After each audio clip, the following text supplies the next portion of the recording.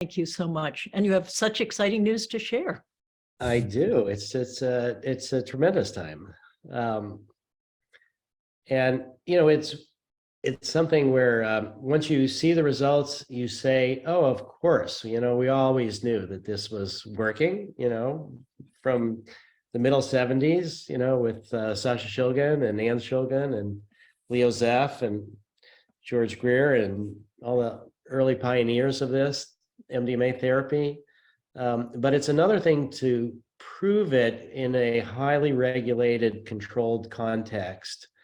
And yourself that how frustrating it can be to have to work in a rigid protocol where everybody gets the same thing in the same time, and how difficult it can be to not be able to sort of customize and personalize in certain ways, or combine and compare. So the news with us is that we have completed the analysis of the second phase 3 study, and the results were tremendous.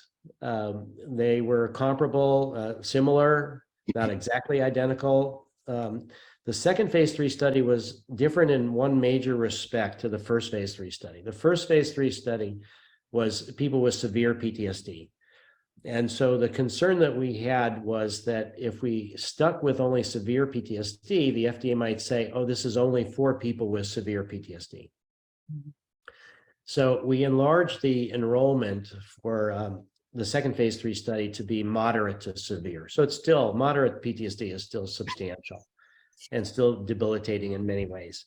But when you do that, what we showed in the first phase 3 study was that the people that were the most difficult to treat, the people on the dissociative subtype, that they actually did better on average than the other subjects. So in a way, what we demonstrated is that it works greater in the hardest cases, in part because they have more progress that they need to make, that they're so hungry for the healing potential, for able to integrate their different feelings and emotions and not being so overwhelmed. So we're not revealing the actual statistics yet at this moment. We're going to try to do that as soon as possible in a paper. But sounds pretty incredible. So there is no question about the efficacy of this, and it's clearly due to the addition of the MDMA. We did have better responses in the placebo group in this second study, and I think that's because some of the people were moderate rather than severe in the therapy. So it demonstrated again the power of therapy, that we had substantial progress in the people that were in the placebo group. And so we now have, and we had an excellent safety record. And what that means is that there were no serious adverse events. Nobody attempted suicide or had such severe suicidal ideation that they had to go to the hospital or anything like that. In the first phase 3 study, as I've mentioned before, we did have 2 people in the placebo group. One person tried to kill herself twice. Another person had such severe suicidal ideation that she checked herself into a hospital to not kill herself. And both of those, again, were in the placebo group. We've had to make what I would say is an ethical compromise with the FDA to do these phase 3 studies. And that ethical compromise is really unpleasant, but it was forced upon us. And that was that in the phase 2 studies, we would uncover the blind on an individual level after each person had their primary outcome measure. And then we would uncover the blind, and then those people that had the placebo could go through the study again, taking MDMA with therapy. But in phase 3, the FDA said, well, we know the double blind isn't going to work that much, and you can use inactive placebo, but we're going to only permit you now to uncover the blind once at the end of the study after everybody has finished. And that takes a couple of years. So the people that were early, that recognized that they had placebo, that had in some cases gone off of SSRIs in order to get into the study, didn't have hope that they could last for, this period of time, for years, in order to do the crossover. And so the FDA, I think, created the illusion that of protecting the double blind, when the double blind really doesn't, there's still some amount of confusion, maybe 5 or 10% of the time, where people are not exactly sure. But I think that was the issue there with those two people in the placebo group, that if we could have offered them the crossover right then, I don't think they would have done what they did. But in the second phase 3 study, none of that happened. So what we have is an excellent safety record, an excellent record of efficacy, and the doorway is really open to the FDA. I'd say the other big thing to know that is, I'd say one of the big worries that I have also is that the therapists, our whole approach was maximize therapeutic outcomes. And the therapists have had the opportunity to volunteer for a protocol to receive MDMA as part of their training. And so you need to keep in mind that the results came from a 2-person therapy team, where in almost all cases, but not in all cases, but in almost all cases, both people had experience with MDMA themselves in a therapeutic setting. So what I'm worried about is, as we move through the FDA process, there's 12 million people with PTSD in the United States alone. How are we going to have anywhere near the right amount, or not right amount, but the appropriate amount of therapists ready for that? We're not. And so there's going to be such a demand by people who are suffering so much to go forward. And how are we going to give MDMA to the therapist to have them fully trained? And the therapists, we've done questionnaires, they all say that it did help them a lot to have their own MDMA experience, both professionally in their ability to sit with the patients, and it also helped them personally. And so we have that testimony. We've not done any studies, nor will we ever do studies with a group of therapists that have never done MDMA and comparing the results with a group of therapists that have done MDMA. There's no point in doing that.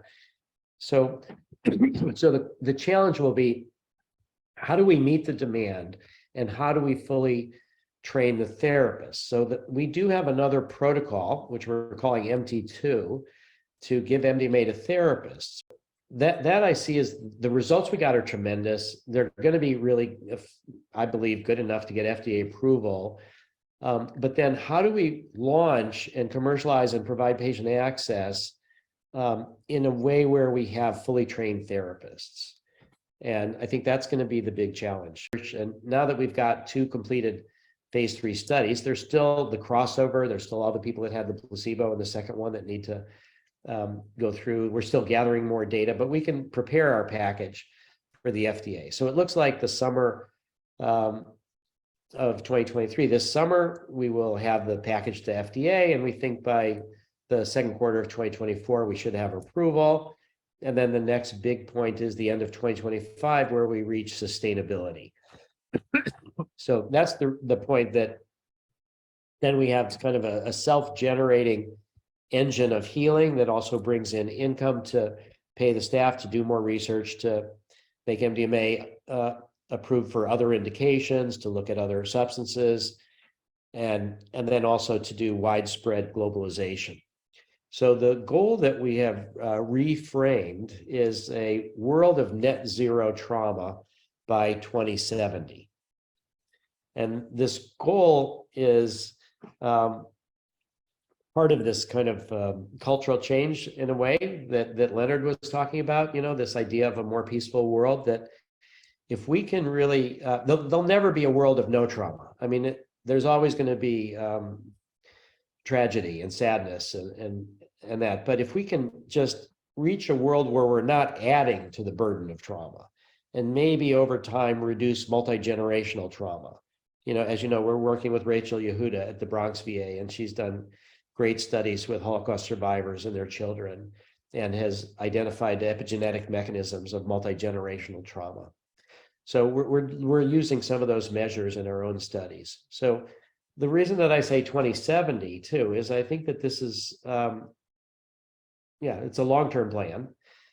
And that we're talking potentially of once MDMA becomes a medicine, we want to train 25,000 therapists in this decade, if possible, before we have what's called data exclusivity.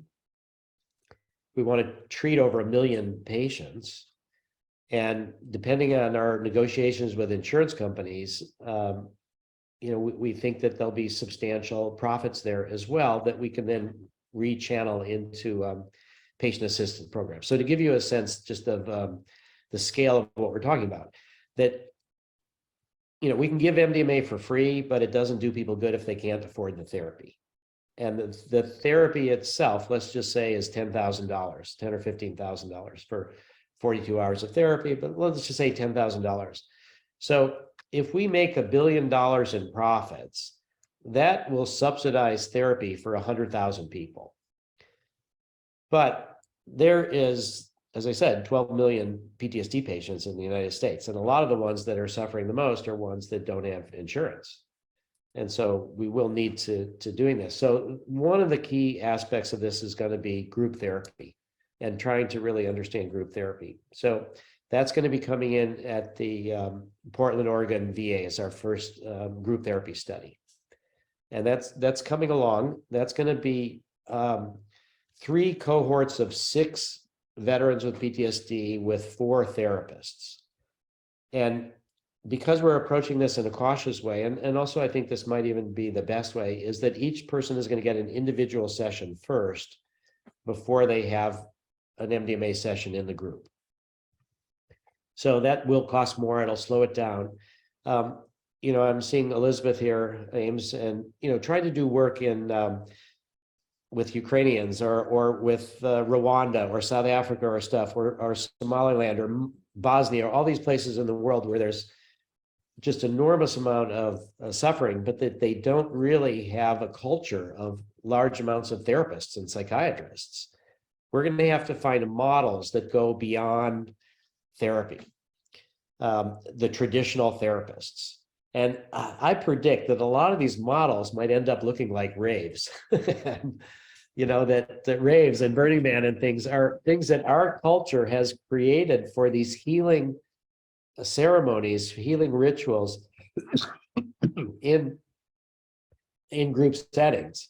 And so you can, and this is where we've added like the Zendo, the psychedelic harm reduction, that you can have groups there that do it, and then you have a certain number of people there for individuals that need more support. So we're really going to have, now these are also riskier situations, you could say. The risk of bad effect, difficult experiences that are not properly supported is larger in these situations. So we're having, resistance, I think, on even the part of the benefit corp on being involved in these things. So I think the challenge is going to be this, where do we get the resources that we need to go forward? And if it is from investors, I think it's going to be more risk averse and more narrow and focus more on the US and Europe. And if it's from donors, it's going to be more global, and it's going to be more about the net burden of trauma all over the world and how we try to reduce that. So it's, we do have some discussions coming up with some of the wealthier people in the world that are interested in at least talking to us about this. So I'm hopeful, but to give you a sense of things, of how I feel the struggle with investors. So that I'm going on Tuesday to Iceland. There's a psychedelic conference in Iceland, of all places. And the Minister of Justice is interested in using MDMA to reduce recidivism. It's incredible. And so not only is the Minister of Justice, but a bunch of police officers are now coming to the psychedelic conference in Iceland. And Sarko Gregorian, who is the police officer from here, from the Boston area, who's gone through our training, who's taken MDMA, who was in the Netflix documentary, he's coming to Iceland. And not only that, but his police chief is coming to Iceland. So we have the meetings of the Minister of Justice and police chiefs to try to do this work. And so this is just one of the things when we talk about the net zero trauma by 2070, what that means is working with prisoners and policemen and prison guards and also refugees and climate refugees. There's supposed to be by 2050, potentially 1 billion climate refugees in the world. So I think the stress on the human population is going to be getting worse over the next couple decades.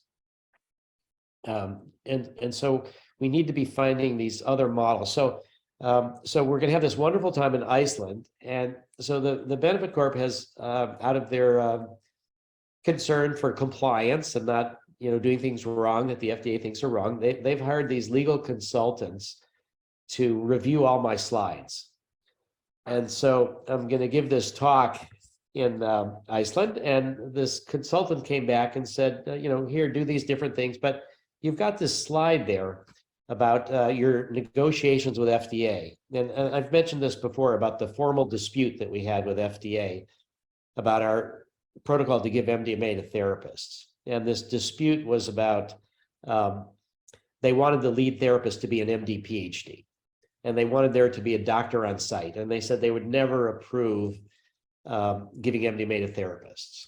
And we would give all our responses to FDA and all of our data and surveys of those therapists, as I said, and the FDA would just keep ignoring it. They wouldn't respond to the data. So we did this formal dispute, and we spent $250,000 on legal fees, and we won. And not only was it good for us, but it was good for the whole field. There's another one that I'll share that's frustrating for me, which is that, some Israeli researchers want to study touch in therapy. We all know that touch is a delicate issue. And how do you handle touch in therapy? And I'm sure you all are aware, too, that we had one instance of a therapist having sexual abuse of a patient after the therapy was over. And the videos of that, some of that therapy were made public, and it was not acknowledged that what the videos were of was psychodrama, but it looked really bad.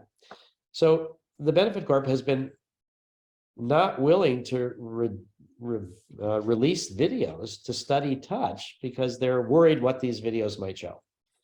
And the argument, of course, is if you're worried what the videos might show, you have an obligation to look at them.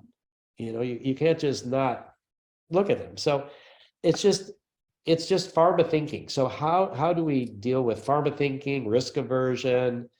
And so, yes, I really think that if we end up with a IPO, and if MAPS Public Benefit Corporation becomes a publicly traded company, it's going to change a lot of the things.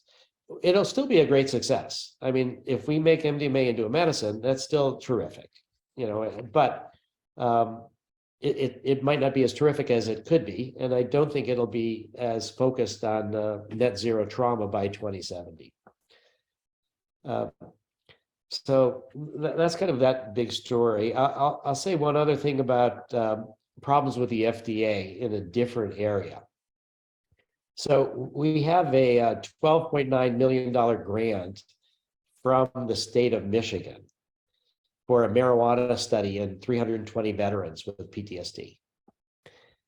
And this project has been back and forth with the FDA a lot, and we've just reached a major stalling point. Now, I should just say, of course, that cannabis is palliative, not curative.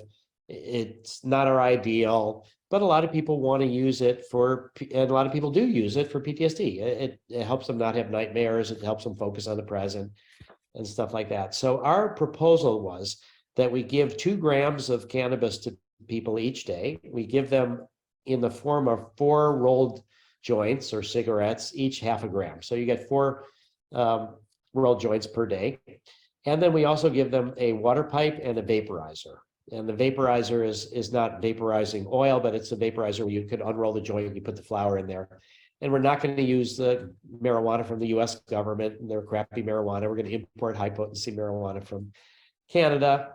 And so the FDA has said repeatedly, and most recently, they've said that they will not give us permission to do the study. The study is on clinical hold because they don't believe in patient self-titration.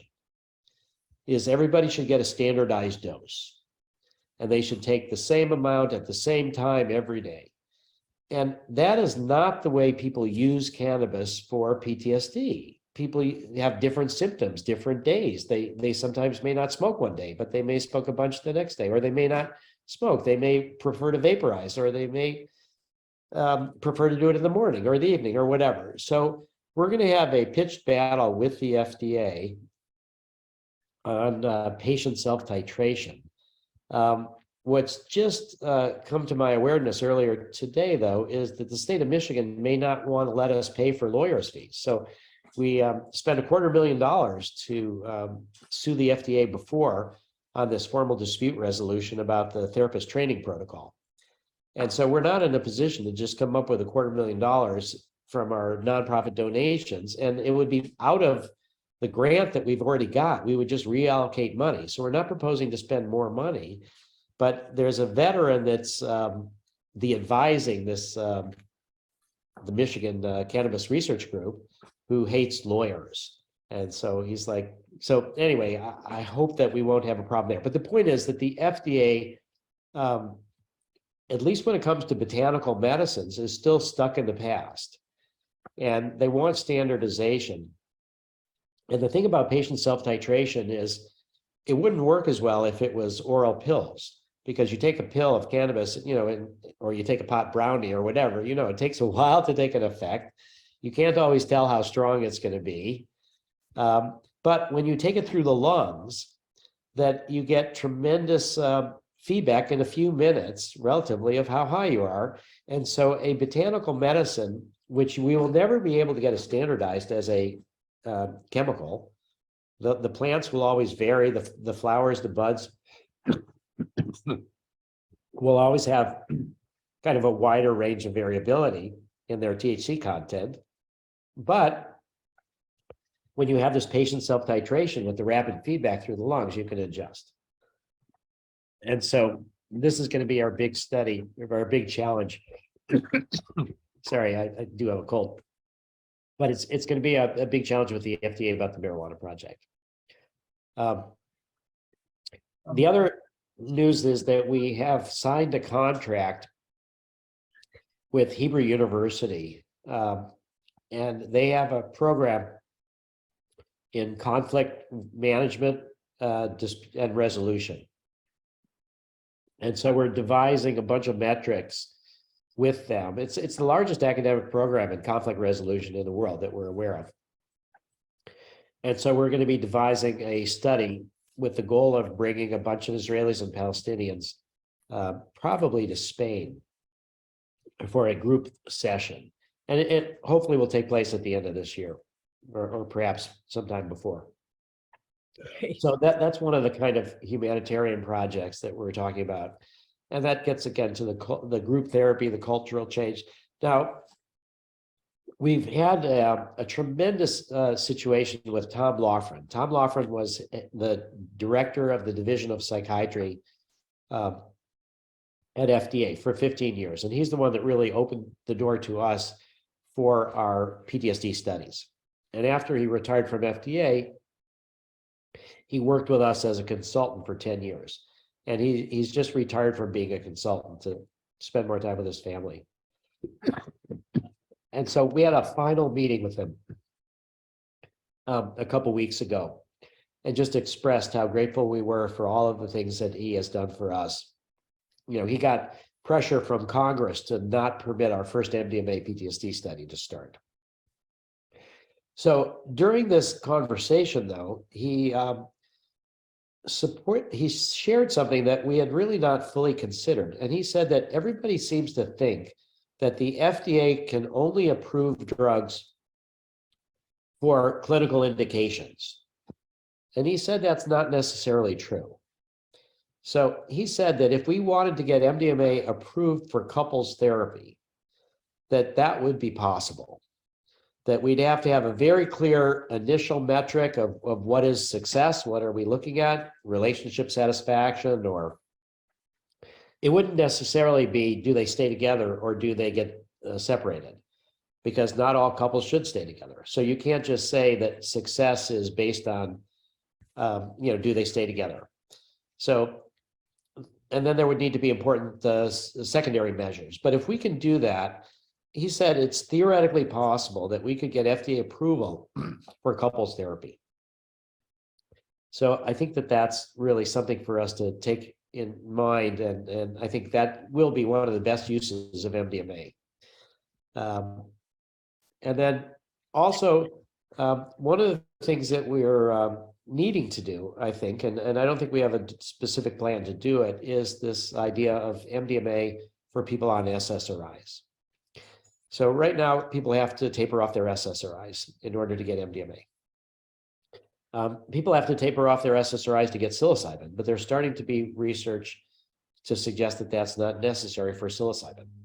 On the other hand, people don't need to taper off their medications to get ketamine.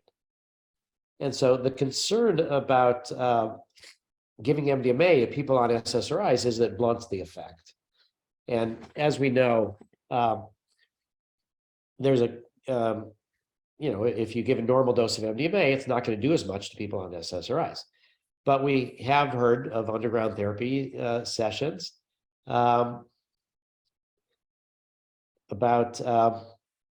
where people have doubled the dose of MDMA to people on SSRIs. The worry has been serotonin syndrome, but that doesn't seem to take place. So that's, I think, one of the bigger things up ahead for us is to be working with a dose response safety study with people on SSRIs so that they don't have to taper. Because if you can help people sort of reduce their trauma a bit, then they might be more willing to taper off their SSRIs. So I think we've got a lot of challenges ahead. But, the fact that we have this second successful phase 3 study suggests that we can find ways within the traditional research setting. I think we do, have the fundamental problem of the double blind, but I think that that's overcomable, and we have overcome that with the FDA. We have an agreement about our methodology, so FDA can't critique the methodology anymore. So we're, in a great space. Good. Hi, Rick. In person, I used to stand next to you and kind of poke you. I can't do that here. You can do it now. I hear you. So we could listen to you all afternoon, but your voice is giving out and it's almost 4 o'clock. We've been here a long time. It's amazing what's going on. Thank you so much. And I do want to emphasize the point that you made about having to raise money to hold on to the values that Rick has so staunchly supported for all these 37 years. And we just so support your values as we go ahead with this research. So I'm hoping anyone here who knows people with lots of money will be in touch with you and figure out ways to get lots of money to Rick so he can hold on to the values that are so important. We really don't want big pharma to form what MAPS is doing, because it's been inspirational in what you've been doing. Let's keep that going. So I wish we had time for questions. There are some good questions, but I think it's been a long afternoon. And as a physician, I'm telling you, you need to stop talking for your voice. Okay, I'll take doctor's orders.